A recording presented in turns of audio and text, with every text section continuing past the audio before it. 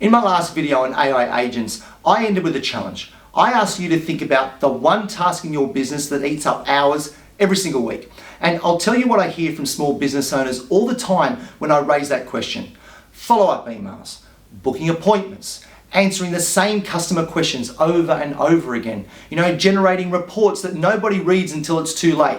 And almost every single business owner that I speak to finishes with these same 4 words. But how do I start? Well, today I'm going to answer that question directly, okay? Because knowing what an AI agent is completely different from knowing how to build an AI agent that actually works in your business. And by the end of this video, you will have a clear, plain English, step-by-step process to get your very first AI agent up and running without writing a single line of code and without spending thousands of dollars on a consultant, right? So stay with me because this one is very important. My name is Richard G-Cornell and I'm a business coach and mentor to startups, SMEs and corporate organizations. I've been in business for 30 years helping brands sell more of their products and services, and this channel, it's dedicated to helping people create their own destinies. So whether you're a young adult trying to find your path or an entrepreneur looking to grow your business, I will show you how to cope and succeed in your journey whilst enjoying it along the way. So let's get into it. Section 1, the foundation trap.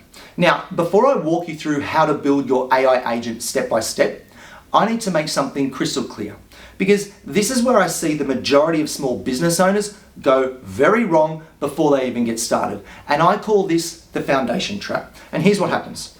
A business owner gets excited, totally understandably, right, about AI automation. They watch a video, they read an article, and they think, right, I need to go out there and find a tool. So they jump straight into Google, start searching for no-code AI automation platforms, and within about 20 minutes, mate, they're completely overwhelmed. And there are dozens of platforms, hundreds and hundreds of options, and every one of them is claiming to do everything. And here's the thing, the tool is never the problem, the foundation is. Now, think about it this way. If I asked you to say build a house, right? And you went straight to the hardware store without knowing how many bedrooms you needed, what block of land that you were building on, or what even your budget was. You come home with a pile of tools and materials that didn't fit together. Bigger problems, right? AI agents for businesses work exactly the same way. Now, before you touch a single tool, you need to answer these 3 questions. And I mean really answer them, don't guess, right? Question 1, what is the task? Not vague, but specific, not customer follow-ups. More like, every Friday afternoon, my team manually emails every lead who booked a consult call but didn't convert. It takes about 3 hours. The email is always roughly the same with, say, minor personalization. That is a task that you can automate with AI. Customer follow-ups, that's not a task, that's a category. Question 2, where does the data live? Because an AI agent is only as good as the information that you feed it. If your leads are in a spreadsheet, in your CRM, in your inbox, or, and I see this constantly, say, in your head, then the agent can only work with what it can actually access. And I bang on about this all the time with my own clients. Clean data is the foundation of any AI workflow automation project. If your data is a mess, your agent will be a faster mess. Question 3, what does success look like in 90 days? Not in 5 years, not when the technology matures, in 90 days. How many hours should this save me per week? What should the error rate drop to? What does the handoff look like to a human when the agent hits a snag or a question that it can't answer?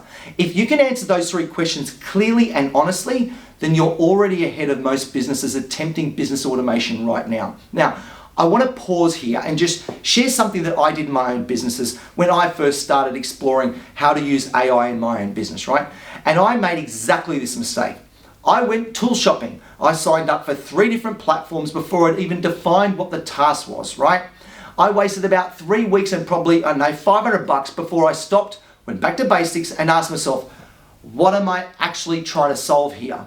And the moment that I got specific, everything else, it became simple. So answer these 3 questions first. Write them down. Don't skip that step, okay? Very important. Section 2, the one task rule.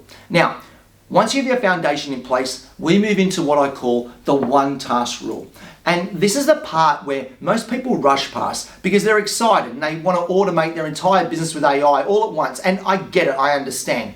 The possibilities look enormous, but trust me when I tell you this, the businesses that succeed with AI agents almost always start with just one task. Just one, not 5, not 3, but 1. And here's why. Every AI agent you build is a learning experience, right? It teaches you how your data flows, where your processes have gaps, and how your team interacts with automated systems. If you try to build 3 agents at once simultaneously, you multiply your variables and you can't isolate what's working. When something breaks, and at some stage, something always does, you won't know where to look. So start with just one task. You need to prove it, measure it, then expand. Now, let me walk you through exactly how to build your first AI agent with a real-world example. Now, let's say that you've identified your task, following up with leads who haven't booked a call yet. Now, this is the one most common starting point I see with my clients when we talk about automating repetitive tasks, and the one that's going to be the fastest to deliver a return on investment. And here's the 4-step process that I use. Step 1, map the task before you automate it. Write out exactly what a human does when they perform this task right now. Every single step. What information do they need? Where do they get it from? What do they type? And what decisions do they make? This document becomes the instruction manual, so to speak, for your AI agent. If you can't describe the task clearly enough for a new hire to do it from day one, then you're not ready to automate it yet. Step number 2, choose your starting tool. For most small business owners looking at, say, no-code AI automation, the 2 platforms that I recommend for a first agent are either Zapier and Make. Both have free tiers. Both connect to the tools that you're almost certainly already using, right? Your CRM, your email platform, your calendar, And critically, both are designed for non-technical users. You do not need to code. You do not need an IT department. You need an afternoon and a clear task document. Step 3. Build the simplest version first. And I call this the minimum viable agent. Not the perfect agent, not the fully optimized agent, the one that works for 80% of cases. In our follow-up example, that might be the AI agent checks the CRM for leads added in the last 7 days with no bookings, drafts a personalized follow-up email, and then sends it. That's it. Not every edge case, just the core flow. Step 4, run it in test mode before going live. And every good platform lets you run a test without actually sending emails or taking actions. Use this one first. Run it on 5 leads that you know. Check the outputs. Does the personalization look right? Is the tone consistent with the brand? Is it flagging the right people? Fix what's broken before you release it into the wild. Very important. And here's something that most people don't realize about small business AI tools right now. Gartner projects that 40% of small business to medium-sized businesses will have at least one AI agent deployed by the end of 2026, up from 8% in the previous year.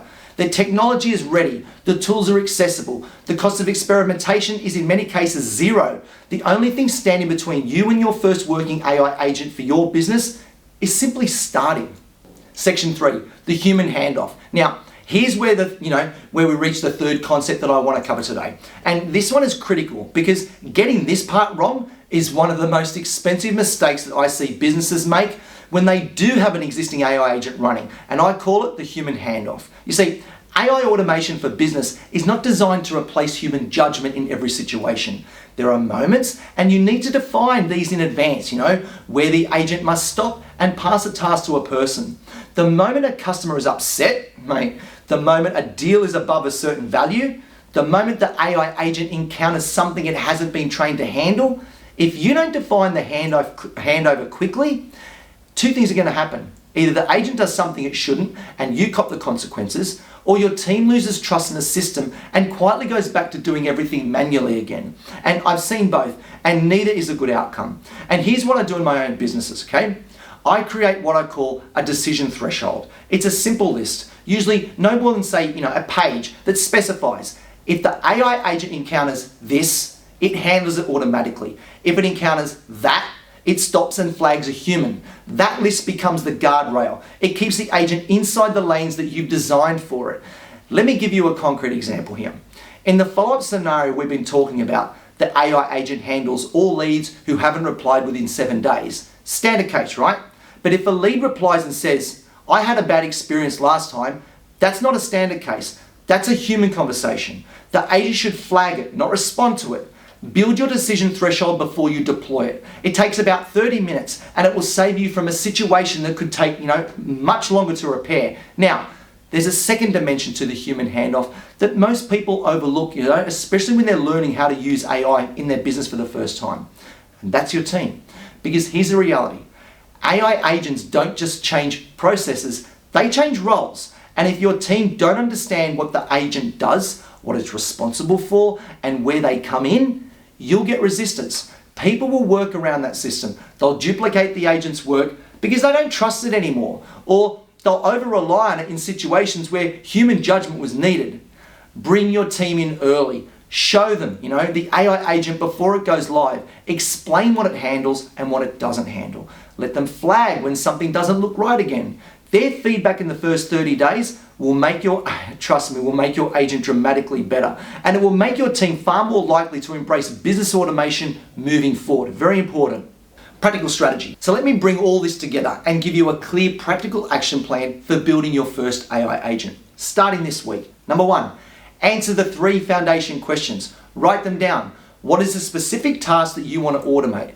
Where does the data live? What does success look like within 30 days? Do not move past this step until you have a clear, honest answer. Number 2, map the task on paper first. Before you touch any AI automation tool, write out every step a human currently takes to perform this task. This is your agent's instruction manual. Number 3, choose one platform and start free. Zapier or Make for most small businesses. Sign up for the free tier first. Connect to it to the one system where your task data lives. Build the simplest version of your AI agent, the minimum viable agent. Number 4, test before launch. Run the AI agent in test mode on real data. Check every output. Fix the issues before it goes live. Number 5, build your decision threshold. 1 page, what does the agent handle on its own? What does it flag to a human? Get this written down before your agent takes a simple action into your business. Very important. And once your first AI agent is running and delivering results, that's when you document everything. Because the documentation that you build today, the task map, the decision threshold, the test results, becomes the foundation for every agent that you're going to build in the future. So, how do I put it? Start small, win fast, then build. So here's what I want you to take away from today's video. Building your first AI agent is not a technology project, it's a clarity project. The small business owners who succeed are the ones who get very specific about the problem that they're solving before they ever even open a platform. They automate one task, prove it works, measure the results, and then they expand. The businesses that struggle are the ones who try to do too much too fast without, before the foundation's in place. You don't need to be technical. You don't need a big budget, no coding skills required. You need a clear task, clean data, and 30 minutes on a Saturday afternoon. Okay, that's it. So here's what I want you to think about. In my last video, I asked you to identify the one task in your business that, if it ran on autopilot, would free up the most amount of time in a week. Now, I want you to go one step further and ask yourself, can I describe that task clearly enough that a new employee could do it on their first day? If the answer is yes, then you're ready to build your first AI agent. If it's no, that's your homework before anything else. And if you found this video useful, please like and subscribe so you'll be the first to know when my next business growth video is released. So thanks very much for watching, and I'll see you in my next video. Cheers.